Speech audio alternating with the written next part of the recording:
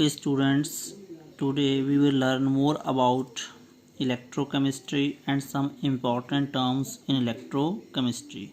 This diagram represents a simple electrochemical cell having zinc sulfate and zinc in a one half cell, and the other half cell is made up of copper rod and copper sulfate solution. So here, as we already know that this is two half cells, together they make the complete electrochemical cell. Now today we will come to know what is redox couple, what is electrode potential, what is oxidation potential, reduction potential, standard electrode potential, and how do we measure the standard electrode potential by using standard hydrogen electrode half cell. So first of all, that this we have to understand what is the nature of half cell. If we see here, in the half cell there is a metal rod. Here it is zinc, so we can write it like this, Zn, it represents zinc. In the solution there are zinc 2 positive ions. So what is at this surface? It is a surface where both zinc atom and the zinc metal ion are in contact with each other. Similarly, in the other half cell there is copper rod and copper sulfate solution. In copper sulfate solution there are copper 2 positive ions, and in this rod, that is electrode, there is a copper atom. So here also copper metal atom and copper metal ions are in direct contact with each other. Such an arrangement where a metal atom and its ion are in direct contact with each other, it is called a redox couple. So what is a redox couple? A redox couple is an arrangement where metal atom is in direct contact with its ionic form. How do we call these other way? That a metal atom is, how we get metal atom and metal ion. We know that metal ion is formed when a metal atom loses its electrons. So loss of electron, it is oxidation. So we say that a metal ion is formed by oxidation of metal atom. How we can get metal atom then? Metal ion gains electron, then gain of electron is known as a reduction. So a metal atom we can say is formed by reduction of metal ion, and a metal ion can be said to be formed by oxidation of metal atom. Since atom is formed by reduction, so it is called reduced form of the metal, and metal ion is formed as by oxidation, so metal ion can be called oxidized state of metal. So we can say in a redox couple, both the oxidized form, that is ionic, and reduced form, that is atomic, they coexist together, they are in direct contact with each other. Now it means at this surface there is a possibility of metal to change it into ionic form and ions to change back into atomic form. Means this electrode has a tendency of both gaining of electron at the surface so that reduction can take place, and loss of electron also so that oxidation takes place. So this potential difference, we say in terms, this potential difference that set up in a redox couple between the oxidized form, that is ionic form, and reduced form, that is atomic form, is called as electrode potential. So what is electrode potential? Electrode potential is the potential difference set up between the oxidized and reduced form of a metal at the surface of electrode. So if we talk about the tendency to lose electron from metal atom to form metal ion, then it is called its oxidation electrode potential or simply oxidation potential. And we talk about the tendency to gain electron, then it is called its reduction potential. So see, these three different terms are there. That what is electrode potential? It is the potential difference set up between the ionic form of the metal and atomic form of the metal. So there are two types, means that is how we define it. The tendency of an electrode to lose or gain electron is called electrode potential. So it is including both tendencies. Tendency to lose electron means oxidation potential, and tendency to gain electron, that is reduction potential. So what is oxidation potential? The tendency of an electrode to lose electrons and change into ionic form, that is called oxidation potential. And what is reduction potential? Opposite to that of oxidation potential, means the tendency of the electrode to gain electrons by the ion to change into atom, then it is called reduction potential. So tendency to gain electron will definitely opposite to that of tendency to lose. In other ways we can say that oxidation potential is equal to minus reduction potential of the electrode. So क्या relationship होगा oxidation potential और reduction potential किसी एक given electrode का? तो वो होगा आपके पास oxidation is equal to negative of reduction potential, और we can say reduction potential is equal to negative of oxidation potential of the electrode. तो इलेक्ट्रोड पोटेंशियल किसी भी इलेक्ट्रोड की टेंडेंसी है इलेक्ट्रॉन को गेन या लूज करने की इसकी सरफेस के ऊपर, और अगर टेंडेंसी टू हम बात कर रहे हैं लूज इलेक्ट्रॉन तो ये ऑक्सीडेशन पोटेंशियल है, इसमें आयंस बनने की टेंडेंसी है. और रिडक्शन पोटेंशियल की बात करें then it is tendency to gain electrons by the ion and change into metal atom. So now by convention reduction potential is considered as the electrode potential. Means if it is only saying electrode potential, it is understood that we are talking about the reduction potential.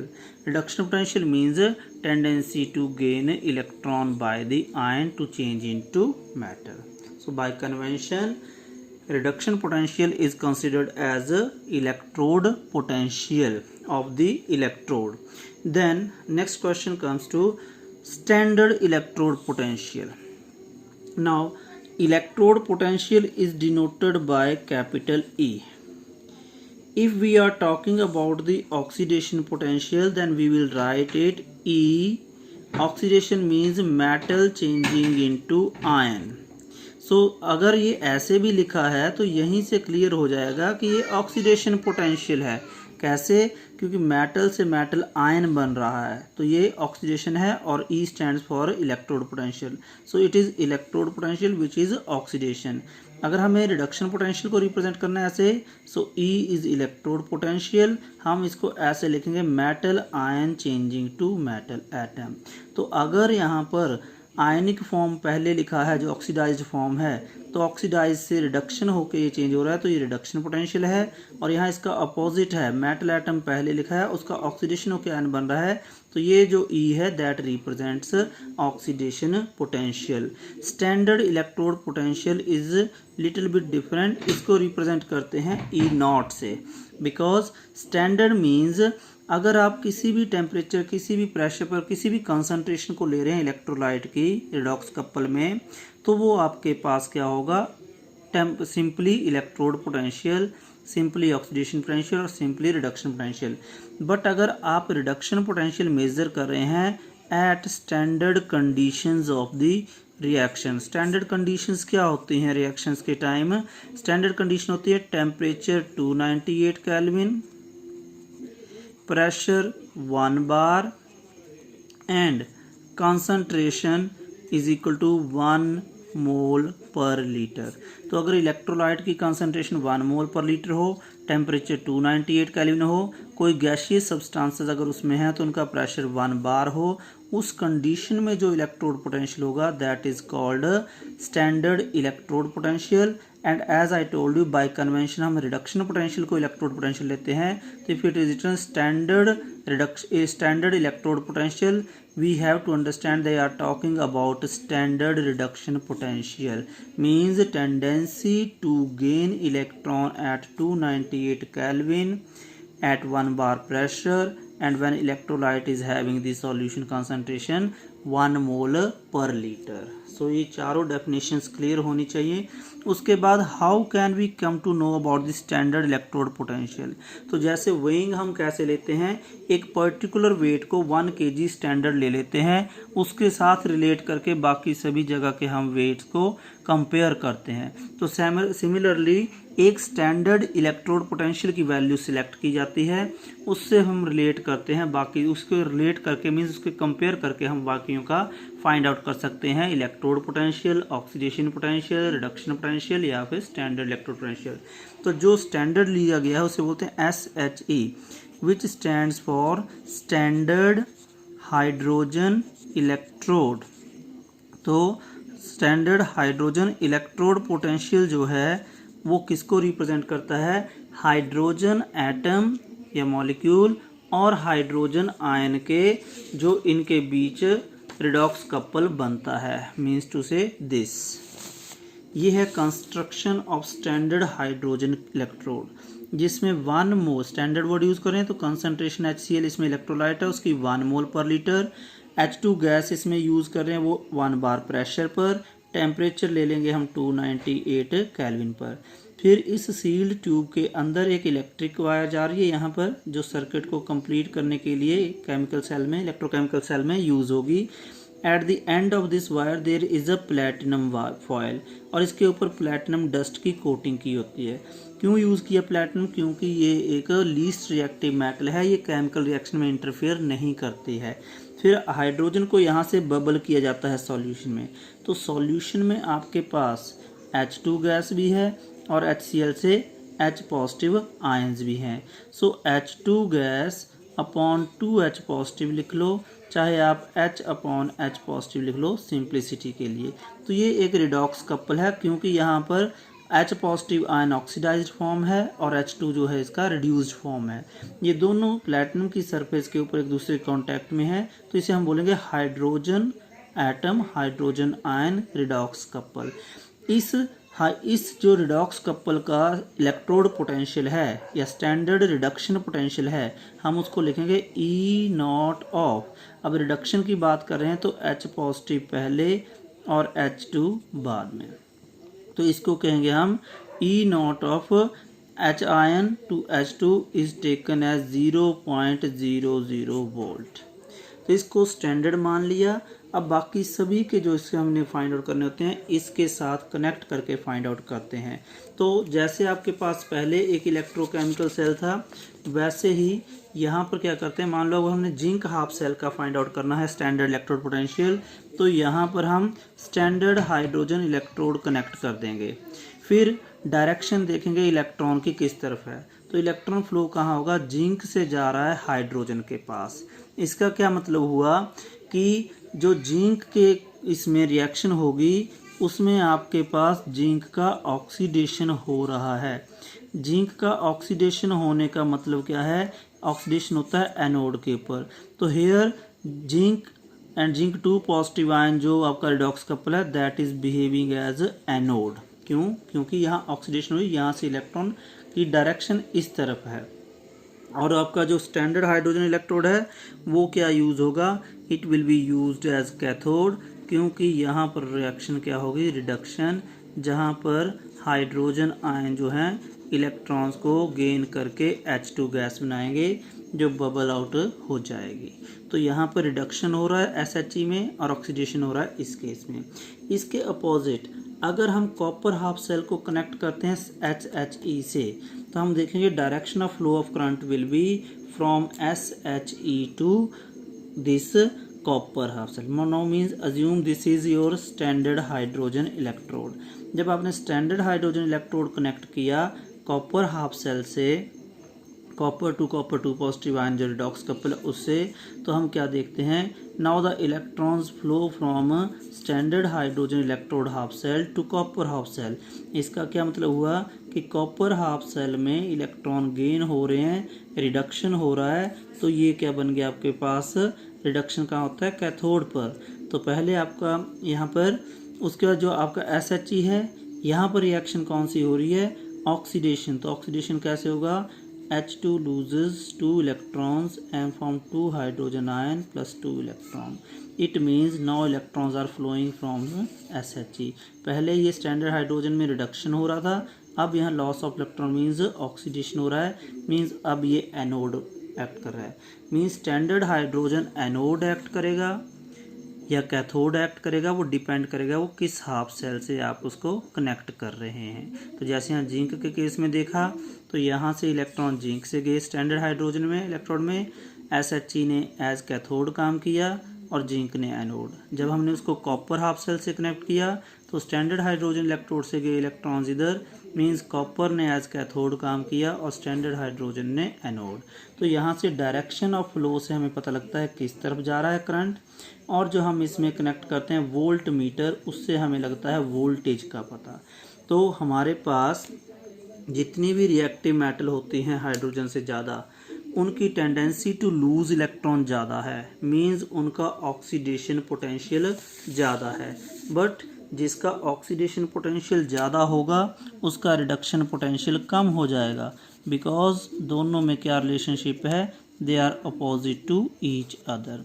सो जितनी भी metals reactive हैं ज़्यादा hydrogen से, उनका oxidation potential ज़्यादा है, तो उनका रिडक्शन पोटेंशियल कम हो जाता है। तो जैसे जिंक है आपके पास, इसको जब कनेक्ट किया गया Zn2 पॉजिटिव के किसके साथ, H के साथ, स्टैंडर्ड हाइड्रोजन इलेक्ट्रोड के बाद, तो इसका तो वैल्यू 0 है, इसकी value I -0.76 volt.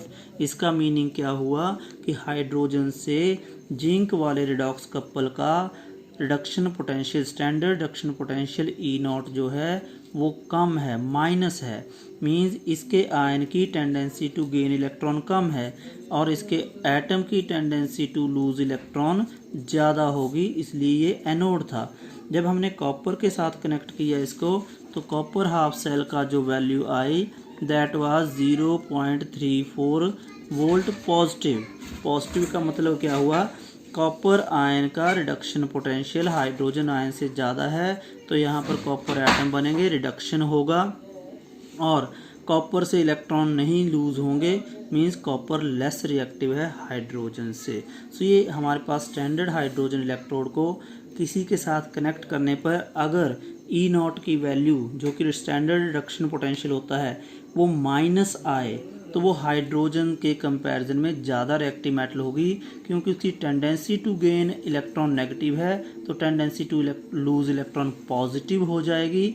Positive tendency to lose electron means it is more reactive than hydrogen. On the other hand, अगर किसी की वैल्यू पॉजिटिव आती है आपके पास E0 की वैल्यू, तो इसका मतलब है हाइड्रोजन आयन के कंपैरिजन में उस मेटल का आयन ज़्यादा इजीली इलेक्ट्रॉन गेन करेगा, क्योंकि reduction potential positive means more than hydrogen. So more reduction potential means उसका रिडक्शन होगा और हाइड्रोजन का ऑक्सीडेशन होगा।